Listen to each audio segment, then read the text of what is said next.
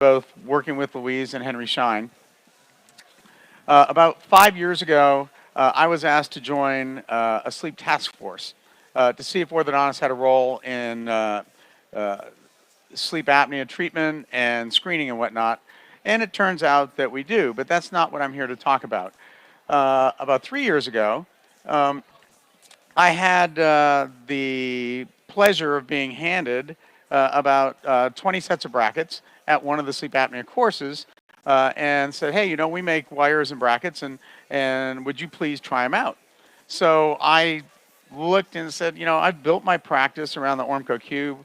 That's my branding and everything else. I'm used to using it, and I really wasn't quite sure if I wanted to change. So I went home, put the brackets into a drawer, and they stayed there for about 3 or 4 months when I got a phone call and asked, well, what do you think of the brackets? And I said, well, I think they're still in the drawer. So it was, begging and pleading, will you please try them out? Let us know what you think. So we put 20 sets on in a row and came to this meeting about 2 years ago. And I was asking my staff, how many brackets we needed to order while I was at the meeting.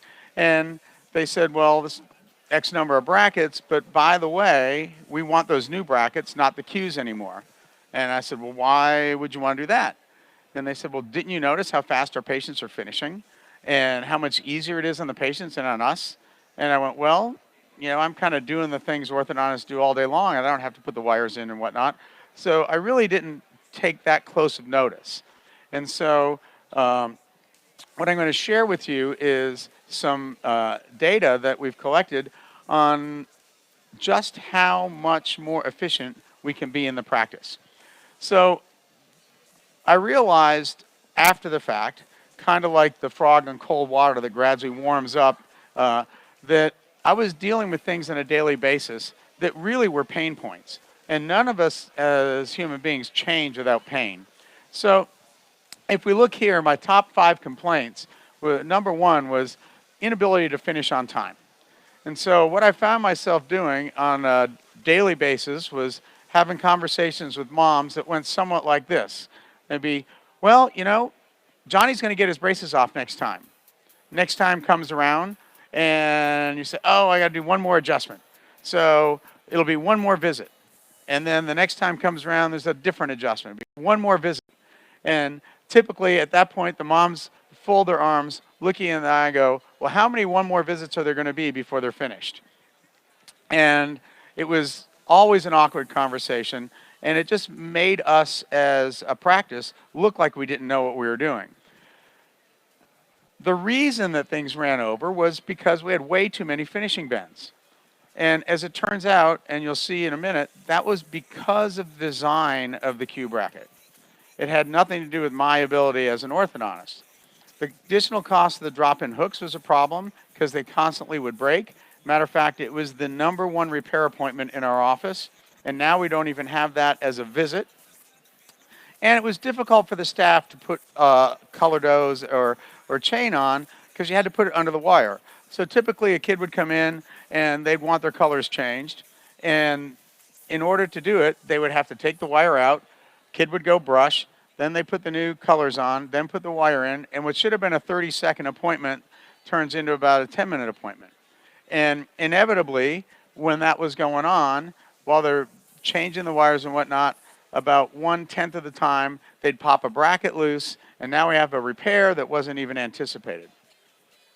And we were paying premium amounts of money for the bracket system and weren't getting the benefits that we should be getting. Interestingly enough, this article was just published in OrthoTown, and it talks about why and when orthodontists change what they're doing. Perhaps.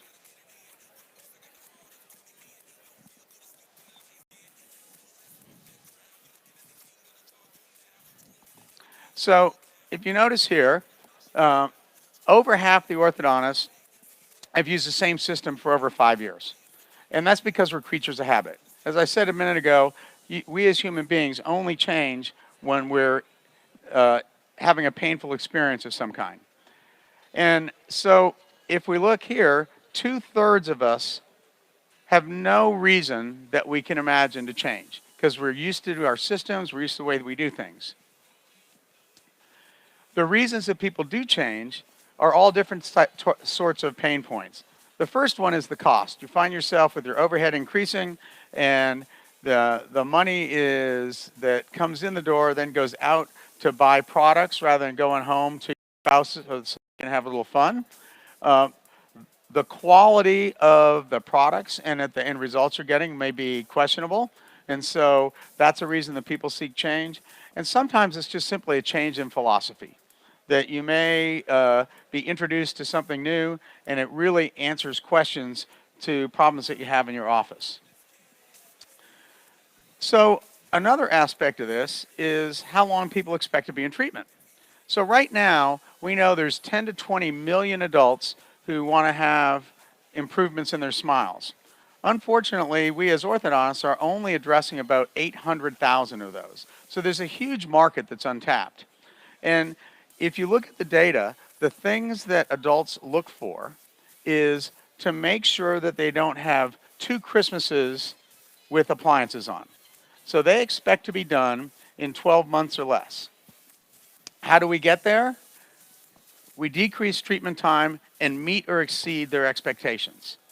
And so I know you're probably sitting there going, yeah, how am I going to finish a patient in 12 months? Because we were all raised as orthodontists where typically we would tell patients that treatment takes 18 to 24 months. And that's what it always was in my office. And the consultants would say, well, you shouldn't give them a range. You should give them a specific amount of time. Well, the problem is we give them a specific amount of time, and especially teenagers put that in their phone, and they expect to be done to the hour of when you told them. And if you're a minute late, then they're going, I thought I was getting my braces off today. Well, of course, we never told them that. They remembered it from 2 years earlier. So is it possible to finish treatment in 12 months or less? And the answer is a resounding yes. As a matter of fact, I was shocked when I started looking at the data in my own office, how efficient that we've gotten. And so I was so surprised, I'm going to share you mine, that I then collected data from 2 other offices to see if it was just me or we had some oddity going on with our performance in the office. So this is a chart. It kind of compares the Ormco Q with the Carriere SLX. And you don't have to read it in detail because I'm going to go through it one thing at a time. So one of the differences is that the SLX bracket is machined to very tight tolerances. And so the metal injected molding that they use in order to manufacture these, the slot depth is exactly 028, whereas the Damon Q is more like 033 with a lot of variability. And this is a size-corrected photo where you see here we have a 1925 wire that's kind of a rendering in both brackets. Well, it's not just my opinion. This article was just published in the Angle Orthodontist, which is kind of an interesting way to look at it. What they did is they took all the self-ligating brackets, they put a 1925 wire in it, injected the bracket full of plastic, and then sectioned it and took close-up photographs. So imagine that you've put a twist bend in the wire to correct the torque on a tooth. The wire is sitting in the Q bracket and can float back and forth. So even if the torque is expressed, you don't know where that tooth is going to fit with the adjacent tooth. And in addition, that same amount of play can happen rotationally.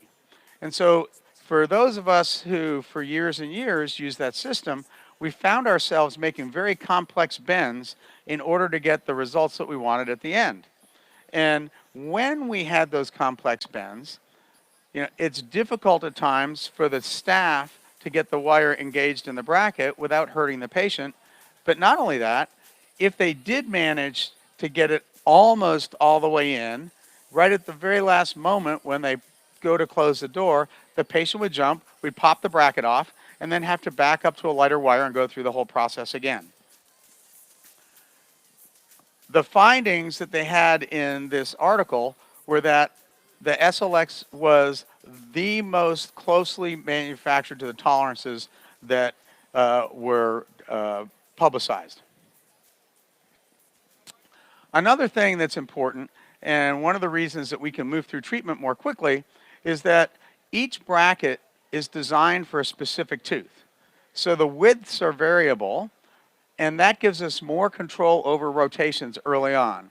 Whereas the Q brackets are the same width on every tooth, and so the interbracket distance changes more dramatically from tooth to tooth. It's interesting because the width of the bracket is key to the success of those rotations, but orthodontists look at it and go, wow, it's really big. Patients never, ever notice that. To patients, to them, they just see themselves having braces on, right? They don't do a side-by-side comparison like we would. Placing the brackets is a lot easier. You don't need jigs or anything else. As a close friend of mine described it when he made the transition from the Q to the SLX brackets, it's like they just know where to go. All right, so all the visual cues make it very easy to position the bracket with the door closed. You don't have to have the door open to be able to visualize the slot. And all these different cues make it so that the bracket is easily identifiable where it needs to go on the tooth. In addition to that, it's lower profile. So since it's lower profile, we have lower occlusal forces on it, and we tend to have much fewer loose brackets. And I'll show you some data on that in a minute. We don't have the problem of loose hooks. I can't imagine going back to the way it was before, where the single most frequent repair appointment in the practice was fixing these hooks. And it was kind of a catch-22 because we asked the kids to wear rubber bands. If they wore the rubber bands, they pulled the hooks out. And then the mom would come in and go, why can't you make those hooks work better? So, well, I don't make the hooks, I just put them in. And so now these hooks are built into the bracket. And so they're there ahead of time. We don't have to have an extra appointment, and we don't even have that repair on the schedule anymore. If you do want to change colors, like I talked about, the tie wings are ample enough that you can put chains, O's, ligature ties, even an auxiliary wire if you want to, without having to take the arch wire out to do it. If you want to place a chain under the wire, you still can, but it's not necessary anymore. Another interesting thing with the ample tie wings is if you have a tooth with a rotation, what we do now is we take a ligature tie and draw the wire into the bracket, gently close the door, and then take the ligature tie off, rather than the uncomfortable method that we had to do with the other system, where you take a tool and push the wire into the bracket, which is really uncomfortable, and then close the door. And like I said a minute ago, that's exactly when the patient jumps, you pop the bracket off, and you have to start all over again. The base is inverted pegs that hold the adhesive, and so it has much better bond strength than the traditional mesh pad. The only thing that is a little different is when we place the adhesive, we want a slightly convex amount of adhesive rather than smashing it into the mesh. And so what that does is allow the adhesive to be expressed out the sides. We have these adhesive guardrails on the occlusal and gingival, so that the only place that we have to clean up adhesive is on the sides of the bracket, which is easy access, and we don't move the bracket in the process. So because that bracket base is so well manufactured, and you have the visual cues when you're placing it, you don't tend to fiddle around with the bracket getting it to place, so the adhesive strength is stronger because it hasn't started polymerizing before you shine the light on it. So we end up with fewer bond failures. So as you can see, it's not just one change that has been a dramatic improvement. It's the sum of all these small changes that have really made it a far more efficient system for us to use. So then the question is, yeah, well, that's fine. You can talk about all that stuff, but does it really work clinically? Well, the answer is absolutely. I was challenged after giving a presentation like this at one of our VIP meetings that, you know, it's fine for you to talk about it. How about if you show some data? So went back to the office and asked my staff to collect the data on 10 consecutive finishes, both with the Q bracket and with the SLX. And so the patients were not cherry-picked, and I didn't even see the data until it was collected. And we collect this data on every patient that we debond every month. So this wasn't unusual. They just went and pulled it out. So this was my first surprise, that the SLX patients were finishing in 10 to 12 months, routinely. And so the Q patients were finishing in 15 to 18 months. So recognize that, first of all, these are patients that are class 1 before they had their braces on. And just like Luis talked about, having a class 1 platform at the beginning allows us to be more efficient later on. So finishing in 10 to 12 months is huge, with one exception. So imagine that you have an older brother and younger brother getting their braces off the same day. The older brother's been in treatment for 2.5 years, and the younger brother has been in treatment for 10 months, right? So how do you explain that difference when the older brother goes, how come I have my braces on so long? He says, well, you are a far more complicated patient than your brother, because you can't say I used the wrong system on you, right? So we have to kind of dance around that for about 2 years. I talked about loose brackets, so we measure those. This is 1 day in the office, and so with the Q brackets, we had 1.5% failures. With the SLX, we had less than 0.5%. So how did I measure that? This is a typical day in the office. So I took the number of patients times the number of brackets and divided that by the number of loose brackets, and same with SLX. And so you can see that for the Q, we had 1.5%, and for the SLX, we had less than 0.5%. So I'm going to show you some other data that will show you that that's not unusual. Our repositioning appointments, we used to find ourselves frequently doing 5 to 7 repositioning with the Q brackets because they were difficult to place. 1 or 2 per patient now on average, and many patients I don't have to move any, which is really refreshing. If we look at the number of wire bends to get finished, typically I was making 15 or more, counting both arch wires, to be able to finish things to the quality that I wanted. And with the SLX, I'm now making somewhere between 4 and 6.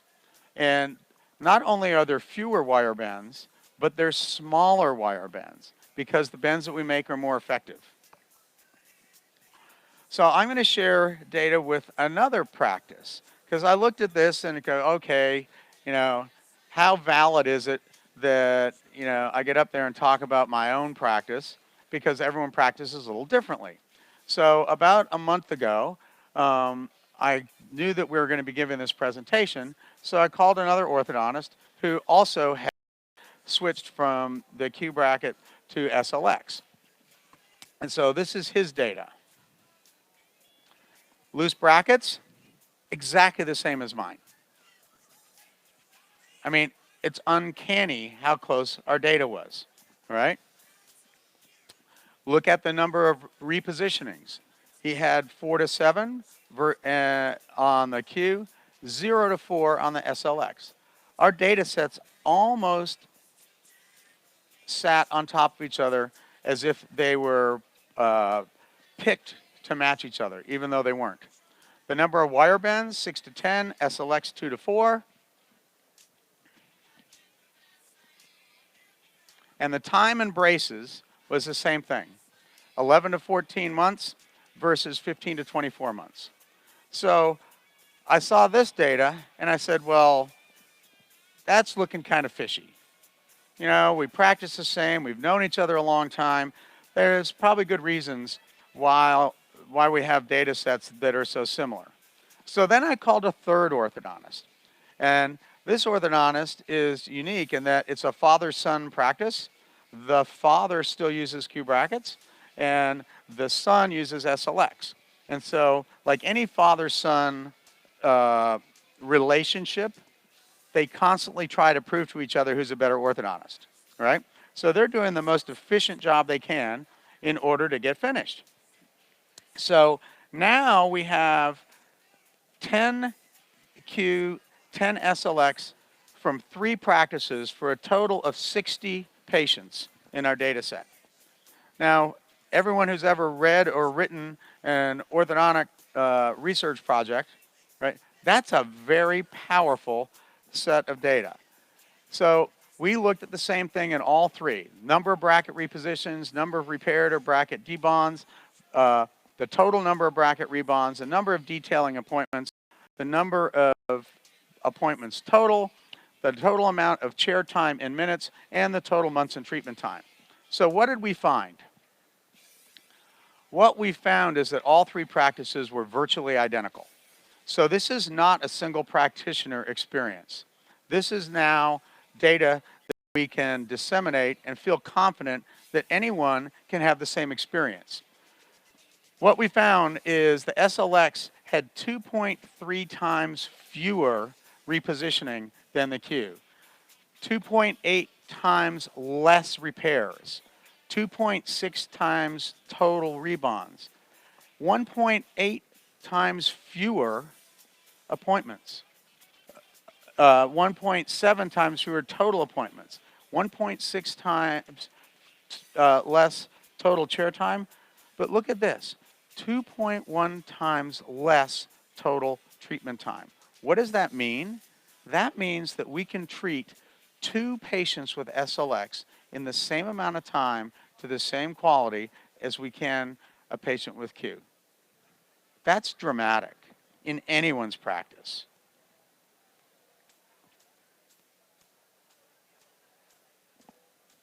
What about time savings? So if we look at the comparison for repositioning and repair total, right, the total amount of time is dramatically less. You can see through the graph. So the SLX is less than half. The detailing appointment, again, is half the number of appointments.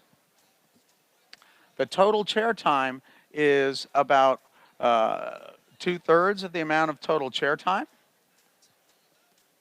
And if we set an average fee of about $5,000, just for easy arithmetic, the profitability income, is 1.6 times greater with the SLX. The income per appointment is 1.7 times greater with the SLX, and the income per month is double. So all of us are fighting increasing overhead on a yearly basis. It's been in John McGill's articles and everything else, and the only way to reduce that is through efficiency. And so here we have very compelling data on ways that we can reduce our overhead and still deliver the quality and results that we want. So why is that?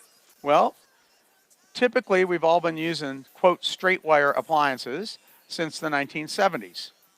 But this is what my wires look like when I finished with a Q patient. And I have all sorts of friends that say, yeah, that's exactly what my wires look like. So again, at one of these VIP meetings, the guy goes, yeah, that's one set. I want to see more. So we had a day that we were taking braces off, and we took photographs of 10 patients that had Q brackets and 10 patients that had SLX brackets in sequence the same day. Now, recognize that I changed over 2 years ago. And so the patients that were finishing with the Q brackets are all fairly extended treatment times for whatever reason, right? But look at the treatment times at the SLX.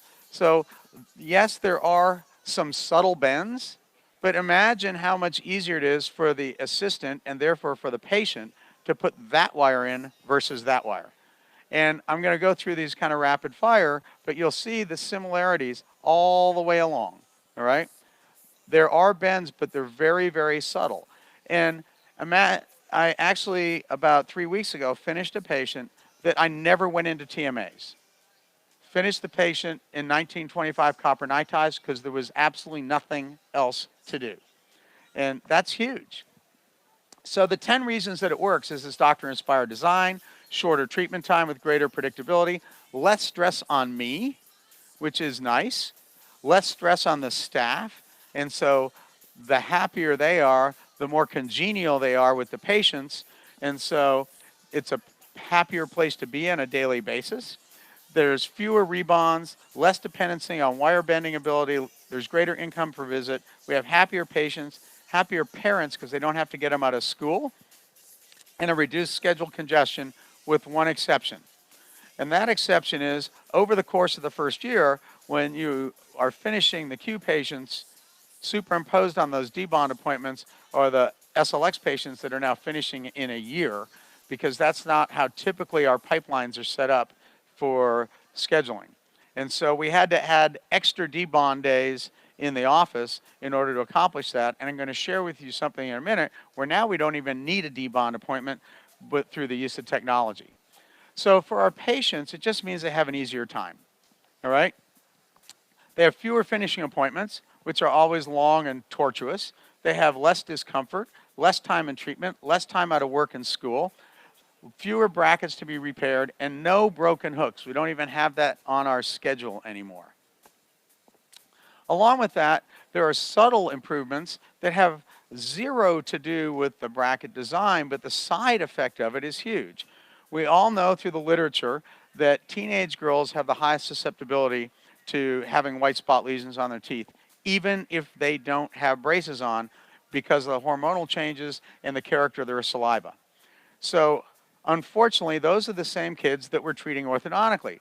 And so if you have an event that is probably going to happen superimposed on the time they're in braces, when those white spot lesions happen and they're in braces, whose fault is it? It's ours. You know, trying to convince a mother that it's your child that didn't brush her teeth and all the other stuff never works. So the less time we can have them in braces, the less likely they're going to have white spot lesions that are associated with our time and treatment with them. Also, they want everything instantly. Kids come into the practice today, like I said at the beginning, you ask them, how long do you think you're going to be in braces? And routinely they say, I don't know, about a year. You know, the adults say, I want to be in treatment less than a year, which is the reason that all these different products now are available to speed up orthodontic treatment, right? They know about 6 month smiles and fast braces. What they don't know is that they don't work very well. And so if we can accomplish in about the same time frame quality treatment, it completely sets us apart. So as part of the Schulman Group, each year we gather data, and the data sets change from time to time. This year, one of the things that we looked at is patients over treatment time. So in my practice, I had 284 patients actively in treatment with SLX. Remember, I've been doing this for 2 years now, all right? So I had 0 patients in SLX over treatment time. That's huge. I had 93 patients left to finish in Q brackets, and so all 93 of those were over treatment time. But look at Invisalign. This is one of those things that's kind of subtle, right? So I had 18% of my Invisalign patients over treatment time. And from the literature, we know that any patient that's over treatment time is the most expensive patient in the office. And so if we can avoid that or eliminate it, then it's huge. So this is a problem. And these are the patients that come in and, I just don't like this one tooth. I think we need to do another refinement, right? So we all have those, but it ends up being a problem because they go on in treatment. So how do we finish patients in less than a year? This is now my archwire sequence and timing. And somewhere along the line, about 10 years ago, the consultants tricked us into thinking that we needed 10 or 12 week treatment intervals. And that solved the small problem that some people were having at the time where they needed more capacity in their office. But it only solved it for a year, because then you have patients on 12-week treatment intervals and the chairs are still full. And if you need to fit somebody in sooner than that, it was virtually impossible. So what we do now, I bond the upper and lower first premolar to first premolar. It's a short appointment. I like to do same-day starts. And so it doesn't take much time to do that. We can fit it in anywhere in the office. The other thing is I don't like emergencies. So if you bond 4 to 4 or 5 to 5, the most frequently dislodged brackets early on are the molars. So we don't put them on yet. The other most frequently occurring repair appointment is wire pokes. And so as the lower incisors unravel, what happens? The wire squirts out the back of the molars, and they poke, and they have to come in for a repair before they're scheduled. So we avoid that by simply bonding the 4 to 4, burning and turning the wires, and then That way we avoid the wire pokes as well. 3 weeks later, they come in and we bond the second premolars and the molars. At that point, believe it or not, in 3 weeks, the lower incisors have already started to unravel. And so we can go to an 018 and we don't end up with the wire pokes from there. And the 018 goes in comfortably because of the bracket width, so those rotations come out very quickly. Then 6 weeks later, I go to 1725 copper NiTi because I'm actually stepping down a dimension from the 18 round. Then I go to a 1925 copper NiTi, see them 6 weeks later, and we still do panoramic X-ray or cone beam and looking at root position. Occasionally, I'll have a few brackets to reposition, but not very many. And so I will leave the copper NiTi in there if we need more arch development. If the arch development looks great, then I'll switch to a CNA. And that cuts out 6 weeks. What you're seeing here is the appointment lengths, and the pink or purple, whatever color it appears to you, is the actual doctor time in those blocks, all right? So my time is much, much less. Then we, 6 weeks later, do artistic detailing. Now you notice on here I have 2 appointments for artistic detailing because that's what the statistics that we gathered showed, right? I no longer have that second one. I got a Trio scanner and I have a 3D printer. So what we do is now at the artistic detailing appointment, we'll do the 3D scan when the wire's out. We'll mimic the arch wire bends that I'm going to make for finishing, remove the brackets virtually from the patient, and then make any final little tweaks and make the retainers. So they come back 4 weeks later and we have an active retainer that will do the final little finishing. And so we've eliminated an entire appointment, and now our debond appointments are black instead of red because the retainers are sitting there waiting and the staff doesn't have to ask me if there's anything to do. So we simply have them come in, pop their braces off, clean them up, deliver the retainer, and they're out the door. The other nice thing is we make 2 retainers for them because the plastic model from the 3D printer doesn't break. And so every patient gets a second retainer now as insurance, and we give the model with the second retainer on it to mom and say, if they lose their retainer like half the kids do, you don't have to get mad at them, just pull this out of the closet and hand them a new one. So that avoids us having to see kids unnecessarily. So the difference is in the early phase, we've reduced the treatment intervals to 6 weeks, and in the finishing phase, we've reduced it by 3 or 4 months by not having to have those finishing appointments.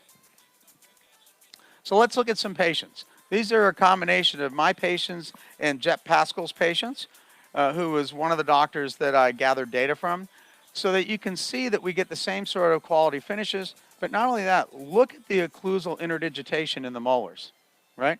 That's in 10 months. So we end up with this sort of beautiful finishes that I used to have to struggle with before to get. And so I'm just going to show you patient after patient, 10 months, 10 months, 10 months, if it works, 9 months, 9 months, 9 months. We see it over and over. So how do we end up with 9 months, 10 months of treatment? We start every patient in a class 1 relationship. And Luis was going to be on here again in a little bit, right? So we do that by treating the sagittal first, which has been the biggest change in my practice that I've ever imagined. So in 3 to 6 months, we correct the sagittal, and I talked about the white spot lesions. While we're correcting the sagittal relationship, there's no other thing in the way, so there's no excuse for them not cleaning their teeth. So instead of this, which when it breaks is a true orthodontic emergency, everything else is just a nuisance. So we have an orthodontic emergency that always happens about 7 o'clock on Saturday night when you're ready to go out to dinner with the family. You get the phone call and go, I can't close my mouth. So you got to go in and see him. So instead, we have this, which is more efficient, more hygienic, more comfortable, and more attractive. It's unbelievable how much it's changed what we do in the office. And so I'd like to thank you. I think Maria is going to come up and talk about some of the things that the sales folks have. And I hope you enjoy the rest of the meeting. Thank you. Thank you. Thank you, Dr. Paquette.